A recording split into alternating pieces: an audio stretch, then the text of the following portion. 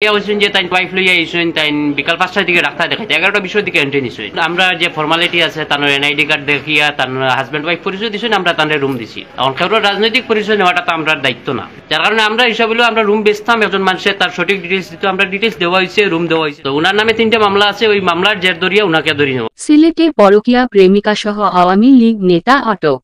সিলেট মহানগরীর লালবাজার এলাকার হোটেল আল জালাল থেকে এক নারীসহ আওয়ামী লীগ নেতাকে আটক করেছে পুলিশ। মঙ্গলবার 17 ডিসেম্বর বিকেল 3টার দিকে তাকে আটক করা হয়। আটকের বিষয়টি নিশ্চিত করেছেন কোতোয়ালি মডেল থানার অফিসার ইনচার্জ মোহাম্মদ জিয়াউল হক। জানা গেছে, হোসেন সেলিম নামের ওই নেতা কোম্পানীগঞ্জ উপজেলার দক্ষিণ রুনিখাই ইউনিয়ন আওয়ামী লীগের সাংগঠনিক সম্পাদক। তিনি পরকীয়া প্রেমিকা নিয়ে হোটেল আল জালালের কক্ষ ভাড়া করে অসামাজিক কার্যকলাপে লিপ্ত ছিলেন। কোতোয়ালি মডেল থানার অফিসার ইনচার্জ মোহাম্মদ জিয়াউল হক বলেন, আজ মঙ্গলবার বিকেল 3টার দিকে তাদের আটক করা হয়েছে।